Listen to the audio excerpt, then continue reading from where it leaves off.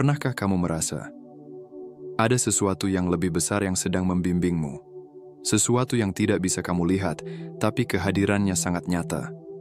Kadang datang dalam bentuk firasat lembut, intuisi yang tiba-tiba muncul, atau ketenangan aneh di tengah kekacauan. Itulah kecerdasan semesta, kesadaran agung yang tak berbentuk, namun menyatu erat dengan jiwamu. Bagi jiwa-jiwa terpilih, bimbingan ini terasa begitu personal. Seolah semesta berbicara, tanpa suara, tanpa kata-kata, namun pesannya jelas. Kamu tidak sendiri. Ada aliran energi tak terlihat yang sedang mengatur segalanya, menarikmu ke arah yang lebih selaras, lebih bermakna. Bukan karena kamu sempurna, tapi karena jiwamu terbuka. Terbuka untuk mendengar, merasakan, dan menerima tuntunan ilahi. Tenang bukan berarti pasrah. Tenang adalah kondisi terdalam ketika kamu benar-benar hadir. Dan saat itulah, semesta mulai bekerja tanpa gangguan dari ego atau ketakutanmu. Ia menuntunmu melalui sinkronisitas, keajaiban kecil, dan pesan-pesan tersembunyi dalam kejadian sehari-hari. Hari ini, kita akan menyelami 10 bab perjalanan spiritual tentang bagaimana menyatu dengan kecerdasan semesta. Bukan hanya untuk memahami hidup, tetapi untuk mengalaminya sepenuhnya dengan kesadaran, kehadiran, dan kepercayaan. Karena saat jiwa terhubung dengan semesta, kamu tak lagi hanya berjalan, kamu dipandu. Dan itu adalah perjalanan paling sakral yang bisa dialami manusia. Bab 1, diam adalah pintu awal. Di tengah hiruk-pikuk dunia, di antara deru notifikasi, ekspektasi, dan segala kegelisahan, ada satu kebenaran halus yang sering kita abaikan. Semesta tidak berteriak. Ia berbisik, dan hanya jiwa yang diam yang mampu mendengarnya. Kita hidup dalam budaya kebisingan. Setiap hari dipenuhi suara, baik dari luar maupun dari dalam diri sendiri. Pikiran kita tak pernah benar-benar berhenti berbicara, menganalisis, mengkhawatirkan, merencanakan. Tapi di balik semua itu, kecerdasan semesta menunggu satu hal, keheningan. Diam bukanlah kekosongan. Keheningan sejati bukan tentang tidak ada suara, melainkan tentang menjernihkan ruang batin. Saat kamu memilih untuk diam, bukan hanya mulutmu yang berhenti berbicara, tetapi jiwamu mulai mendengarkan. Dan di sanalah, sesuatu yang lebih besar mulai berbisik. Arah, petunjuk, kedamaian, dan makna. Jiwa-jiwa terpilih tidak selalu berbicara banyak. Mereka tidak mencari pengakuan lewat kata-kata, tetapi melalui kehadiran. Diam mereka bukan kebingungan, melainkan penguasaan. Dalam diam mereka ada percakapan rahasia dengan semesta yang tidak bisa dipahami oleh mereka, yang hanya sibuk berbicara. Dalam keheningan, kamu akan mulai menyadari bahwa kecemasanmu bukan berasal dari apa yang sedang terjadi, tapi dari bagaimana pikiranmu terus menggema tanpa henti. Saat kamu diam, kamu mulai bisa merasakan aliran semesta. Kamu tidak lagi melawan arus kehidupan, tapi menyatu dengannya. Diam membuka ruang untuk keajaiban. Saat kamu tidak mencoba mengendalikan segalanya, kamu mulai melihat bahwa hidup sebenarnya sudah menuntunmu dengan cara yang sangat halus. Mungkin lewat momen kecil yang tak terduga, pertemuan tak disengaja, atau jawaban yang muncul tiba-tiba di dalam hati. Kita sering mencari jawaban di luar diri, bertanya pada orang lain, membaca, bahkan memaksa diri untuk menemukan makna. Tapi ada saatnya kamu harus berhenti mencari dan mulai menyimak. Karena saat kamu benar-benar diam, semesta akan mulai berbicara lewat intuisi, rasa damai, dan kejelasan batin. Untuk jiwa-jiwa terpilih, diam bukan pelarian, tapi kembali ke pusat. Di sanalah kecerdasan semesta mulai mengalir, bukan melalui logika, tapi melalui kesadaran. Semakin kamu tenang, semakin terang jalanmu. Semakin kamu hening, semakin jelas pesan yang dikirimkan kepadamu. Maka jika kamu sedang berada di fase hidup yang membingungkan, jangan terburu-buru mencari solusi. Cobalah duduk, diam, dan hadir. Letakkan semua beban pikiranmu. Tarik napas panjang dan biarkan semesta mengambil alih. Karena di balik keheningan ada tuntunan yang tak pernah salah. Dan bagi jiwa yang siap mendengarkan, diam adalah awal dari kebijaksanaan tertinggi. Bab 2. Dengarkan intuisimu. Di antara hiruk-pikuk pikiran dan kebisingan dunia luar, ada satu suara yang lembut, nyaris tak terdengar, namun sangat bijaksana. Suara itu tidak datang dari luar dirimu, melainkan dari kedalaman jiwamu. Itulah intuisi, bisikan halus dari kecerdasan semesta yang berbicara melalui hatimu. Intuisi bukan sekadar firasat. Ia adalah bentuk komunikasi paling murni antara dirimu dan semesta. Saat logika ragu dan pikiran bimbang, intuisi hadir tanpa keraguan. Ia tidak membutuhkan alasan atau bukti. Ia hanya mengalir, seperti aliran air yang tahu kemana harus pergi tanpa harus menjelaskan caranya. Seringkali kita telah diberi petunjuk, tapi kita menolaknya karena terlalu sibuk mencari penjelasan.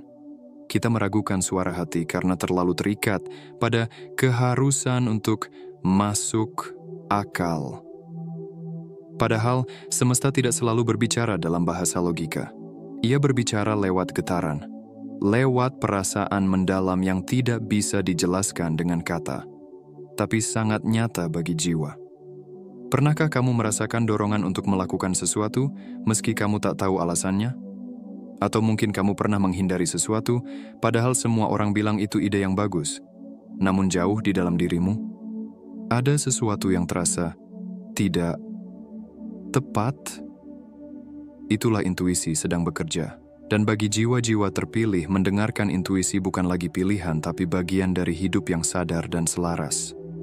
Karena kamu tahu saat kamu tenang, suara itu menjadi lebih jelas. Semakin kamu mendengarkannya, semakin kamu mempercayainya. Semakin kamu mempercayainya, semakin hidupmu mengalir dalam harmoni. Berbeda dengan ketakutan atau suara ego yang sering terburu-buru dan mendesak, intuisi selalu datang dengan kelembutan. Ia tidak memaksa. Ia mengundang. Ia hadir sebagai cahaya kecil di tengah gelap, memberi arah, bukan paksaan. Namun, seperti sinyal lembut di tengah kebisingan, intuisi hanya bisa didengar jika kamu cukup tenang untuk mendengarkannya. Disinilah pentingnya keheningan. Meditasi, doa, waktu sendiri di alam, atau sekadar duduk diam dalam kesadaran. Semua ini membantu kamu membuka saluran komunikasi antara dirimu dan semesta. Ingatlah, semesta tidak pernah berhenti berbicara. Hanya saja kita sering terlalu sibuk untuk mendengarkan. Latih dirimu untuk mendengar dengan hati, bukan hanya dengan telinga. Rasakan dengan seluruh keberadaanmu. Jangan abaikan getaran kecil itu, karena disitulah seringkali jawaban berasal. Bukan jawaban dari luar, tetapi jawaban dari dalam yang terhubung langsung dengan sumber kebijaksanaan ilahi. Dan ketika kamu mulai mempercayai intuisi, kamu akan melihat keajaiban demi keajaiban terjadi. Pintu-pintu terbuka tanpa diduga. Pertemuan yang kamu butuhkan hadir tepat waktu. Langkah-langkahmu terasa ringan, seolah ada kekuatan tak terlihat yang membimbingmu. Itulah saat ketika kamu tidak lagi melawan arus kehidupan, tapi mengalir bersamanya. Kamu tidak lagi bertanya, harus bagaimana? Karena hatimu sudah tahu. Dan yang perlu kamu lakukan hanyalah diam, mendengar, dan mengikuti. Jiwa terpilih tidak mencari jawaban di luar. Mereka belajar mendengar suara semesta dari dalam. Dan itu dimulai dari satu hal, mendengarkan intuisimu. Bab 3. Lepaskan kendali palsu. Kita tumbuh dalam dunia yang mengajarkan bahwa untuk merasa aman, kita harus mengendalikan segalanya.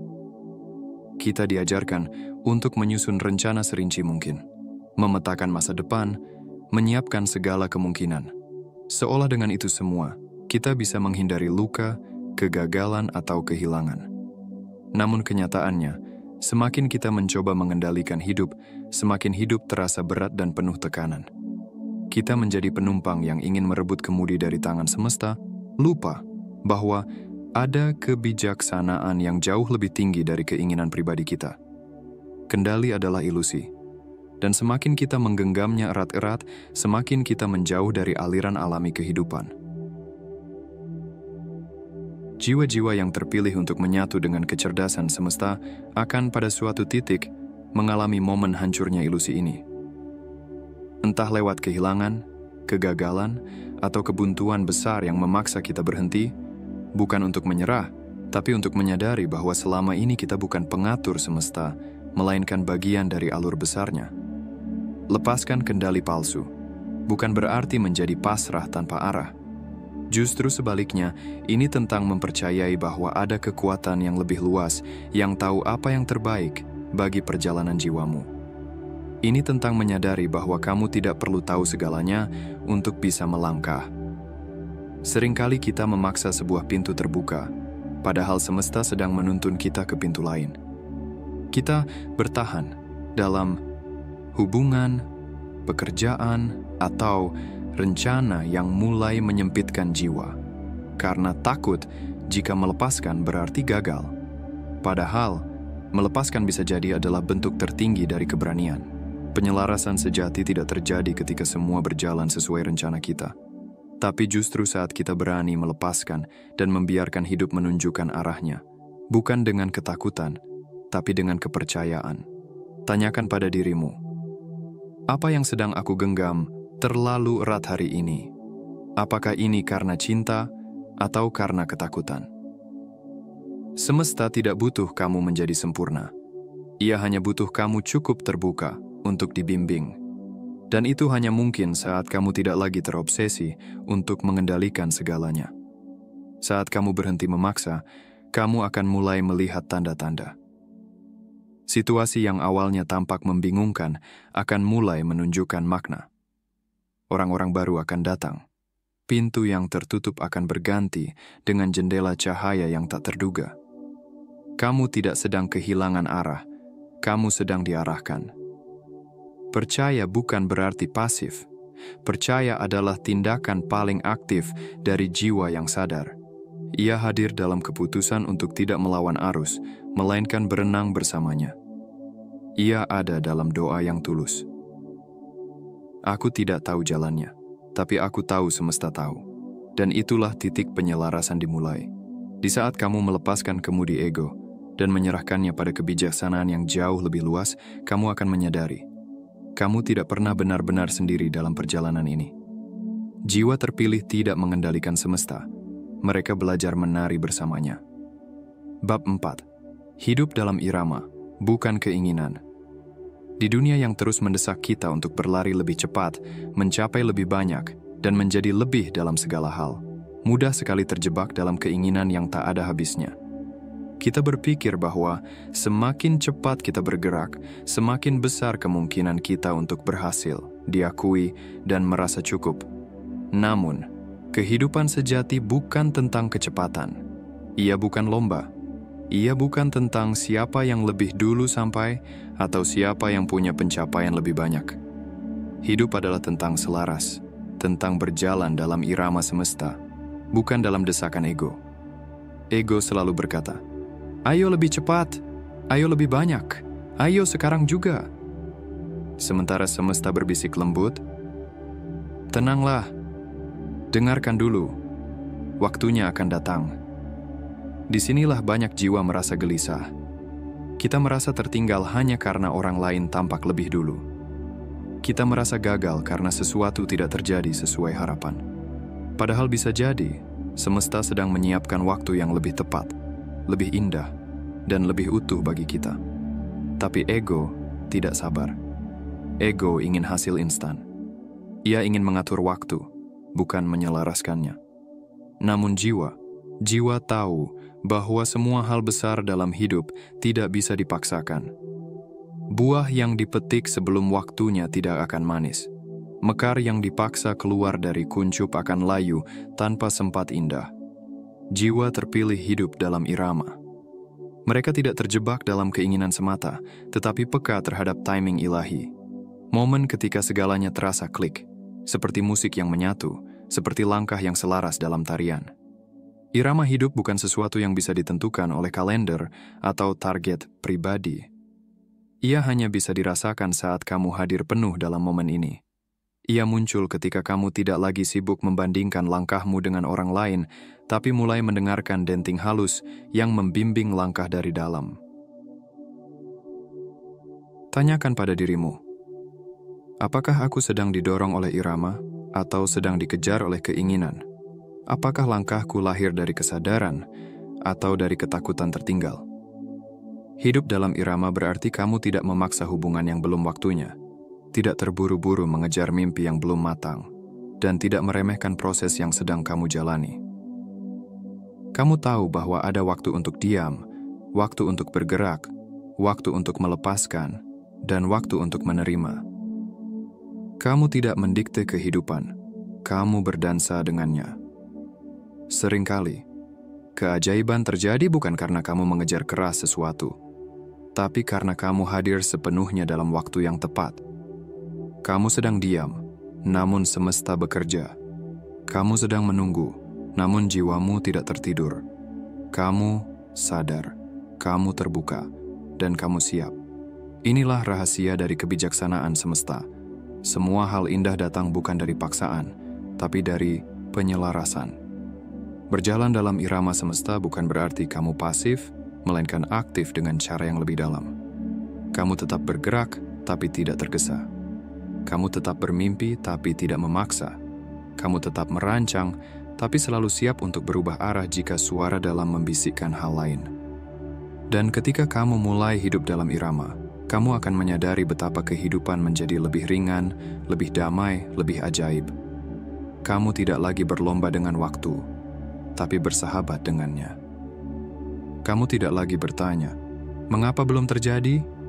Tapi berkata, jika belum, berarti belum waktunya. Jiwa terpilih tahu bahwa keinginan bisa menipu, tapi irama semesta selalu jujur. Dan mereka memilih untuk menari bersamanya. Perlahan, penuh kesadaran, dalam keheningan yang mengandung kebijaksanaan. Karena pada akhirnya, hidup bukan tentang cepat atau lambat, tapi tentang satu hal. Apakah kamu selaras dengan waktunya? Bab 5. Terima. Bukan tolak manusia secara naluriah ingin merasa nyaman. Kita senang pada hal-hal yang menyenangkan, mudah, dan sesuai harapan. Tapi ketika hidup menghadirkan hal yang tak kita inginkan, luka, kehilangan, penolakan, kegagalan, respons pertama kita seringkali adalah menolak. Kita bertanya, mengapa ini terjadi padaku? Kita mengutuk keadaan, menyalahkan masa lalu, bahkan mempertanyakan keadilan semesta. Namun, di balik semua itu, ada pelajaran besar yang menanti. Ada satu kunci spiritual yang akan mengubah cara kita memandang hidup secara menyeluruh. Belajar menerima. Menerima bukan berarti menyukai penderitaan, bukan berarti pasrah tanpa daya. Menerima adalah kesadaran terdalam bahwa segala sesuatu yang datang dalam hidupmu, baik atau buruk menurut penilaian manusia, adalah bagian dari alur besar yang kamu mungkin belum pahami. Tetapi kelak akan kamu syukuri. Setiap kejadian adalah jembatan. Kadang menghubungkanmu dengan hal-hal yang kamu impikan, kadang menjauhkanmu dari jalan yang tak seharusnya kamu tempuh. Tapi keduanya adalah anugerah. Keduanya adalah bimbingan semesta. Jiwa-jiwa terpilih tidak dihindarkan dari rasa sakit, tapi mereka diberi kesadaran untuk melihat lebih dalam. Mereka bertanya bukan dengan putus asa, tapi dengan ketenangan. Apa yang sedang diajarkan hidup padaku saat ini? Saat kamu berhenti melawan dan mulai menerima, sesuatu dalam dirimu menjadi lapang. Seperti tanah yang membuka diri terhadap hujan, kamu mulai menyerap makna dari setiap pengalaman. Kamu mulai menyatu dengan arus semesta, dan bukan hanya mengalir bersamanya, tapi juga menemukan ketenangan di dalamnya. Menolak hanya menciptakan gesekan batin. Semakin kamu menolak kenyataan, semakin kamu tersiksa. Tapi ketika kamu menerima, kamu mulai melihat dengan mata baru. Kamu sadar bahwa yang datang bukan hukuman, tapi proses. Bukan kegagalan, tapi transisi. Bukan akhir, tapi awal dari sesuatu yang belum kamu mengerti sekarang, tapi kelak akan kamu syukuri sepenuhnya. Inilah cara semesta bekerja. Tidak selalu dengan logika, tapi selalu dengan kasih. Kadang ia menghancurkan sesuatu bukan karena ia kejam, tapi karena ia tahu kamu layak mendapatkan yang lebih baik. Kadang ia membuatmu kehilangan arah, supaya kamu berhenti, diam dan akhirnya menemukan jalan sejati yang lebih dalam dan lebih jujur. Penerimaan adalah kekuatan tersembunyi. Ia tidak terdengar keras, tidak tampak spektakuler, tapi diam-diam mengubah segalanya. Ia menjernihkan pikiran, membuka hati, dan menumbuhkan kebijaksanaan dari tempat-tempat yang tak terduga. Latih dirimu untuk berkata dalam hati, "Aku menerima. Aku tidak harus mengerti semuanya sekarang, tapi aku percaya semesta tahu kemana ia membawaku." Menerima juga berarti menerima dirimu sendiri. Menerima bahwa kamu pernah marah, pernah takut, pernah gagal, dan itu tidak membuatmu kurang berharga. Itu membuatmu utuh. Jiwa yang tumbuh adalah jiwa yang belajar mencintai dirinya. Bukan setelah semuanya sempurna, tapi justru saat semuanya masih dalam proses. Semakin kamu menerima, semakin kamu menjadi ringan. Tidak karena hidup menjadi mudah, tapi karena kamu tidak lagi membawa beban penolakan dalam hatimu. Dan saat itulah kamu akan merasa ada sesuatu yang mulai berubah. Bukan di luar, tapi di dalam. Jiwa terpilih bukanlah mereka yang hidup tanpa luka. Mereka adalah yang bersedia menerima setiap luka dan melihat cahaya di baliknya. Karena hanya dengan penerimaan, kamu bisa menyatu sepenuhnya dengan alur semesta. Bukan lagi bertanya, "Kenapa begini?" Tapi berkata dengan damai, "Kalau ini jalannya, aku akan berjalan dengan hati terbuka." Bab 6. Syukuri hal kecil. Dalam dunia yang terus memburu pencapaian besar, kita sering lupa bahwa hidup terdiri dari momen-momen kecil. Kita begitu fokus mengejar sesuatu yang lebih sukses, lebih dihargai, lebih mapan, sampai kita luput menyadari betapa banyak keajaiban kecil yang telah hadir dalam hidup kita setiap hari.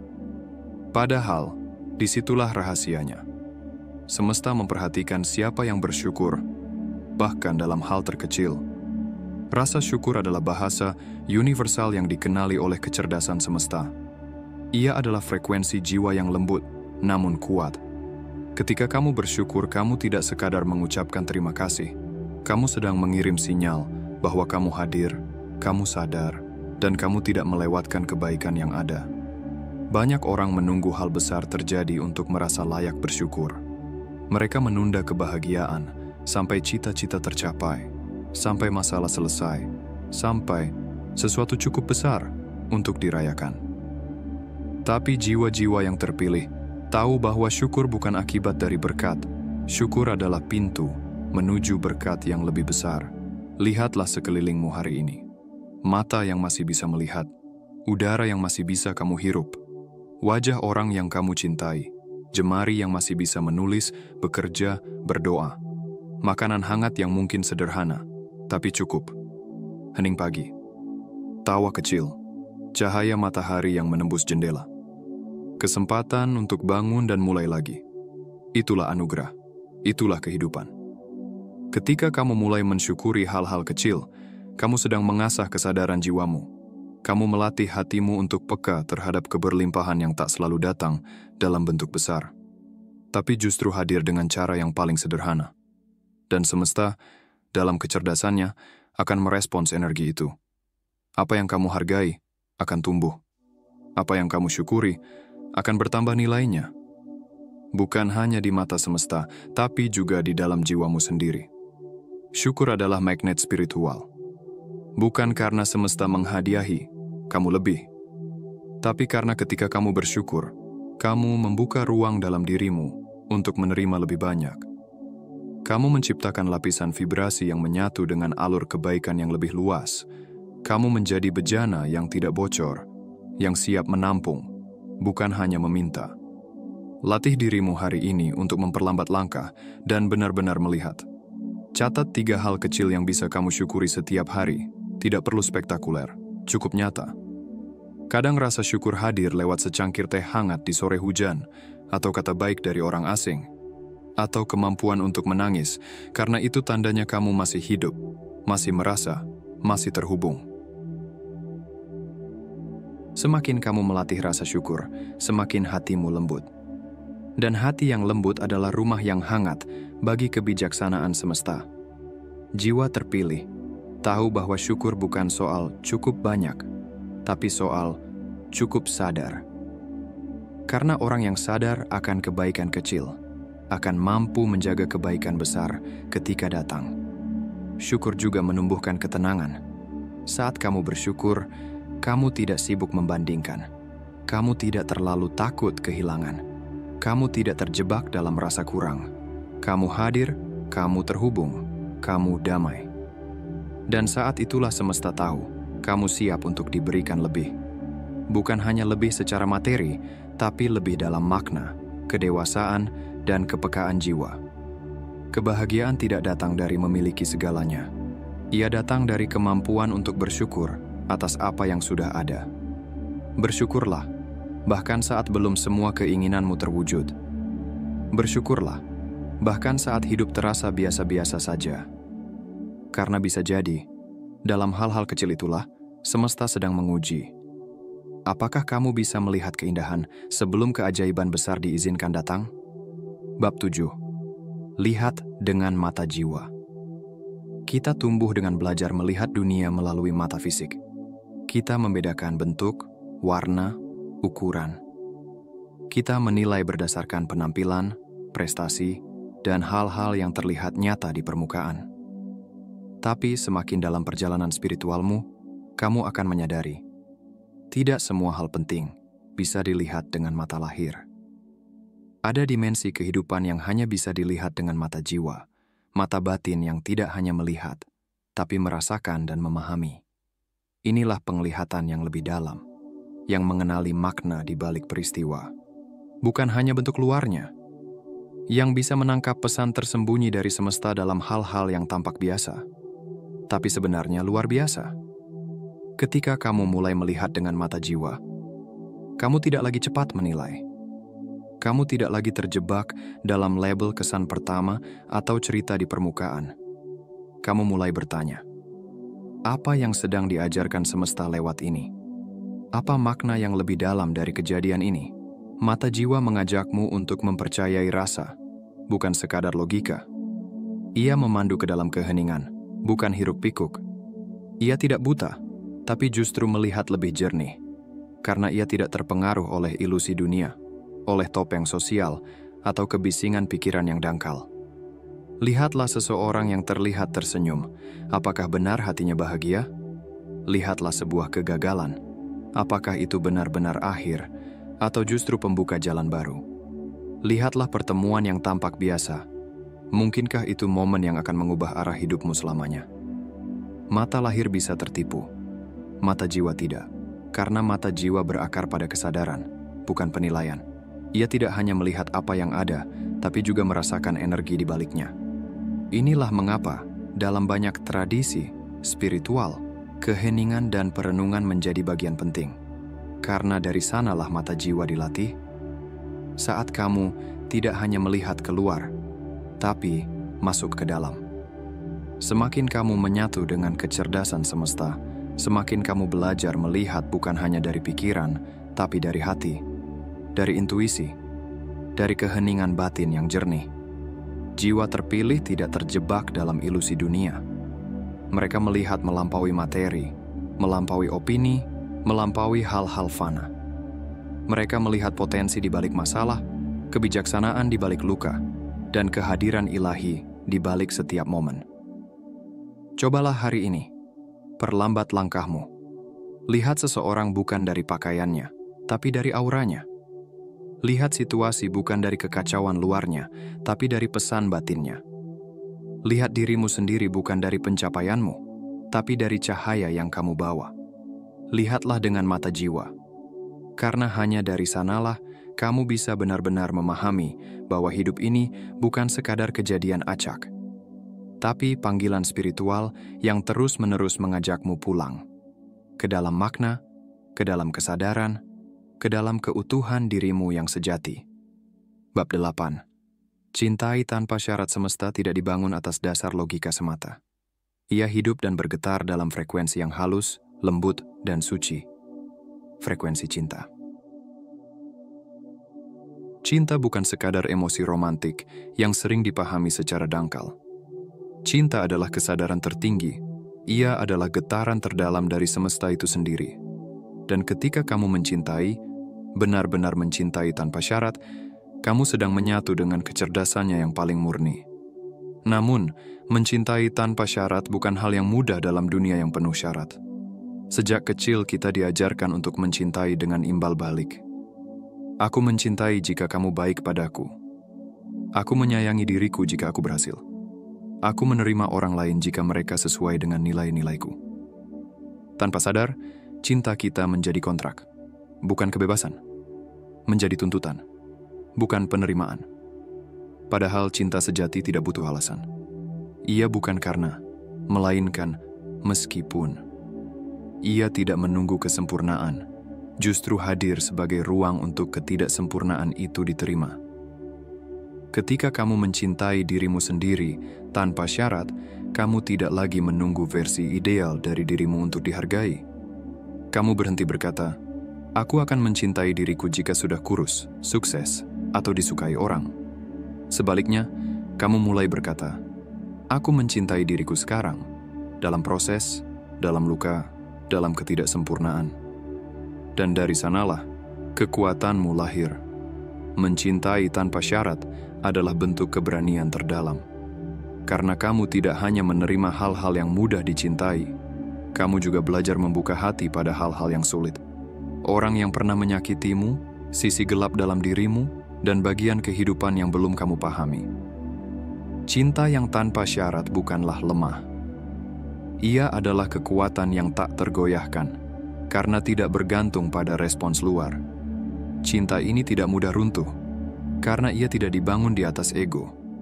Saat kamu mencintai orang lain tanpa mengharapkan balasan, kamu menjadi saluran murni dari kasih semesta. Saat kamu memberi tanpa motif tersembunyi, kamu menyatu dengan getaran ilahi. Saat kamu melihat orang lain, bahkan mereka yang melukaimu, sebagai jiwa yang juga sedang belajar, kamu menjadi jernih, bukan karena mereka berubah, tapi karena kamu sudah melampaui. Jiwa-jiwa terpilih mencintai, bukan untuk dipuji, tapi karena itulah jati dirinya. Cinta tanpa syarat tidak selalu berarti membiarkan semua orang tinggal dalam hidupmu. Kadang cinta juga berarti menjaga jarak, melepaskan, bahkan berkata tidak. Namun semua itu dilakukan tanpa kebencian. Dengan hati yang tetap mendoakan, tetap menginginkan kebaikan, meski tak lagi berjalan bersama. Inilah cinta yang tidak melekat, namun tetap hangat. Tidak menggenggam, tapi tetap hadir. Tidak menuntut, tapi tetap peduli. Semakin kamu belajar mencintai dengan cara ini, semakin kamu menjadi jernih. Dan dalam kejernihan itu, kecerdasan semesta mengalir bebas melalui dirimu. Bukan lewat kata-kata besar, tapi lewat tindakan kecil. Pelukan tulus. Maaf yang tidak ditunggu. Mata yang melihat dengan belas kasih. Hati yang tidak menyimpan dendam. Cinta tanpa syarat adalah bentuk tertinggi dari kebijaksanaan. Karena ia tidak menunggu dunia menjadi lebih baik untuk bisa hadir, ia justru hadir untuk membuat dunia menjadi lebih baik. Mulailah hari ini dengan satu tindakan cinta tanpa syarat. Mungkin untuk dirimu, mungkin untuk seseorang yang sulit kamu maafkan, mungkin untuk kehidupan itu sendiri dengan segala misterinya. Karena ketika kamu mencintai tanpa syarat, kamu tidak hanya mengubah dirimu, kamu mengundang semesta untuk hadir, melalui hatimu yang kini terbuka. Sepenuhnya. Bab 9. Ikuti alur bukan arus. Setiap hari dunia menyeret kita dalam derasnya arus. Arus tren, arus ambisi, arus opini, arus perbandingan. Kita hidup di zaman di mana mudah sekali terbawa oleh apa yang dianggap normal, benar, atau berhasil. Namun di tengah kebisingan ini, hanya sedikit yang bertanya, apakah ini sungguh jalanku? Atau aku hanya hanyut karena takut tertinggal? Arus bisa membawa kemana saja. Ia liar, deras, dan seringkali membuat kita merasa harus ikut, agar tidak tersingkir. Tapi ada yang lebih dalam dari arus, yaitu alur hidupmu. Alur adalah panggilan batin. Ia bukan desakan dari luar, tapi bisikan dari dalam. Alur tidak bising. Ia tenang, tapi pasti. Dan hanya dengan menyelaraskan diri pada alur inilah, kamu akan menemukan makna dan kedamaian sejati. Jiwa terpilih tidak berjalan karena semua orang berjalan ke arah itu. Ia berhenti sejenak, ia diam, ia mendengarkan. Dan dari sana ia mengikuti alur. Bukan karena itu mudah, tapi karena itu benar bagi jiwanya. Terkadang alur hidupmu akan membawamu berlawanan arah dengan dunia. Mungkin semua orang sedang mengejar kecepatan, sementara hatimu mengajakmu melambat. Mungkin semua orang ingin lebih, sementara jiwamu berkata, cukup. Mungkin orang lain mengejar pencapaian, tapi kamu merindukan kedalaman, dan tidak apa-apa. Karena alur tidak memerlukan validasi, ia hanya perlu kesetiaanmu. Mengikuti alur adalah bentuk kejujuran tertinggi kepada dirimu sendiri. Kamu tidak lagi hidup untuk membuktikan siapapun. Kamu tidak memaksakan langkah yang tidak kamu yakini. Kamu belajar untuk peka, mana yang sungguh selaras, dan mana yang hanya polesan ego. Kadang alur hidup terasa lambat, bahkan membingungkan. Tidak semulus rencana, tidak segemerlap jalur orang lain, tapi justru di sanalah pelajaran spiritual terjadi. Kamu diajak percaya. Kamu diuji untuk berserah. Kamu dituntun untuk tidak hanya mengejar hasil, tapi menemukan dirimu di dalam proses. Semesta tidak menuntutmu menjadi seperti siapapun. Ia hanya ingin kamu menjadi versi paling sejati dari dirimu. Dan kamu hanya bisa menjadi itu, jika kamu berani berkata, aku tidak akan hanyut oleh arus. Aku akan pulang melalui alurku sendiri. Alur hidupmu telah ditulis untuk jiwamu. Kegembiraan yang kamu rasakan saat melakukan hal yang sederhana, tapi berarti itu bukan kebetulan. Ketertarikanmu pada hal-hal yang tidak selalu populer, itu bukan kelemahan. Kecenderungan unik, sensitivitasmu, dorongan batin yang tak bisa dijelaskan logika. Itu semua bagian dari peta jiwa yang ditanamkan oleh semesta di dalam dirimu. Ketika kamu setia pada alur ini, kamu tidak akan tersesat. Meskipun dunia tampak mendahuluimu, kamu tetap berada di jalurmu sendiri. Dan justru disitulah keajaiban bekerja. Karena kamu berjalan bukan dengan tergesa, tapi dengan kesadaran. Mengikuti alur bukan berarti diam. Bukan berarti pasif atau menyerah. Justru sebaliknya, itu adalah tindakan spiritual yang paling kuat. Karena kamu berkata pada dunia, aku percaya jalan ini, meskipun tak selalu dimengerti orang lain. Aku tahu ini benar bagi jiwaku. Hari ini, tanyakan pada dirimu dengan lembut. Apa yang sungguh terasa selaras dalam hidupku? Apa langkah yang aku ambil hanya karena takut tertinggal? Dan apa yang benar-benar berasal dari kedalaman hatiku? Semakin kamu berani mengikuti alurmu sendiri, semakin semesta akan membuka pintu-pintu yang tak bisa dijelaskan logika. Karena semesta tidak bekerja melalui paksaan, ia bekerja melalui kepercayaan. Dan kepercayaan itu lahir saat kamu tidak lagi mengejar ekspektasi luar, tapi kembali pada kebenaran batin. Jiwa terpilih tidak mengejar arus. Ia mengenali alur dan menari bersamanya dengan kesabaran, keberanian, dan cinta. Bab 10. Jadilah cahaya kecil di tempatmu. Berdiri perjalanan spiritual bukanlah jalan ego. Ia adalah jalan pulang, kembali ke jati diri terdalam, dan dari sana menjadi berkat bagi semesta. Saat kamu menyatu dengan kecerdasan semesta, kamu bukan hanya menerima terang, kamu menjadi terang itu, bagi siapapun yang ada di sekitarmu. Tapi seringkali kita berpikir bahwa untuk menjadi terang, kita harus melakukan sesuatu yang besar, menjadi pemimpin, menjadi penyelamat, menjadi pusat perhatian. Padahal, semesta tidak menunggu orang besar. Ia hanya menunggu seseorang yang mau bersinar dari tempatnya, berdiri. Sekecil apapun titik cahaya itu. Kebaikan tidak selalu terlihat mencolok. Kadang ia hadir dalam diam, dalam senyum tulus kepada orang asing, dalam kesabaran menahan amarah, dalam mendengarkan seseorang yang butuh tempat bernaung, dalam tetap memilih jujur, bahkan ketika mudah untuk curang. Cahaya sejati tidak berteriak, tidak menuntut tepuk tangan. Ia hanya bersinar, dan dari sinarnya, dunia berubah pelan-pelan. Karena terang yang murni tidak mengubah dengan kekuatan, tapi dengan kehadiran. Jiwa terpilih tidak menunggu panggung untuk membawa dampak. Mereka tahu, satu cahaya kecil di sudut yang gelap sudah cukup untuk memberi harapan. Satu kata lembut di tengah kekerasan bisa meredakan badai. Satu tindakan dari cinta bisa menjangkau jauh melebihi logika. Jadilah cahaya itu. Mungkin di keluargamu, kamu yang pertama memilih jalan sadar. Mungkin di lingkunganmu, kamu yang pertama berhenti membalas kebencian dengan kebencian. Mungkin kamu merasa sendiri, tapi ingat, bahkan bintang di langit bersinar dalam kesunyian, dan cahayanya menuntun para pelaut selama berabad-abad. Cahaya sejati tidak membutuhkan sorotan. Ia tetap menyala meski tidak dilihat siapa-siapa. Dan justru karena itulah ia murni. Dalam dunia yang sering gelap, oleh ketidakjujuran, oleh kelelahan jiwa, oleh ketergesaan, kehadiranmu yang lembut, jernih, dan penuh kasih bisa menjadi pengingat bahwa hidup bisa dijalani dengan kehadiran, bukan paksaan. Bahwa cinta bisa hadir dalam kesederhanaan. Bahwa cahaya tidak perlu besar, hanya perlu tulus. Menyatu dengan kecerdasan semesta bukan hanya untuk pencerahan pribadimu. Itu adalah panggilan untuk menjadi jembatan antara langit dan bumi.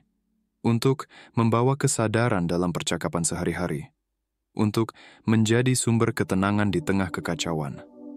Untuk menyentuh jiwa lain, bukan dengan ceramah, tapi dengan keteladanan. Karena semesta tidak bertanya seberapa tinggi kamu terbang, tapi seberapa dalam kamu mencintai. Tidak seberapa keras kamu bersinar, tapi seberapa setia kamu menjaga nyala itu dalam gelap.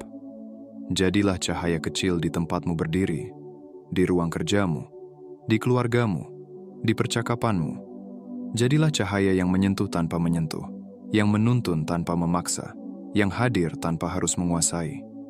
Dan ketika kamu melakukannya, ketika kamu menjadi terang itu, kamu telah menyelesaikan satu lingkaran, dari pencarian jati diri menuju keheningan batin, lalu kembali ke dunia. Bukan sebagai pelarian, tapi sebagai cahaya hidup itu sendiri.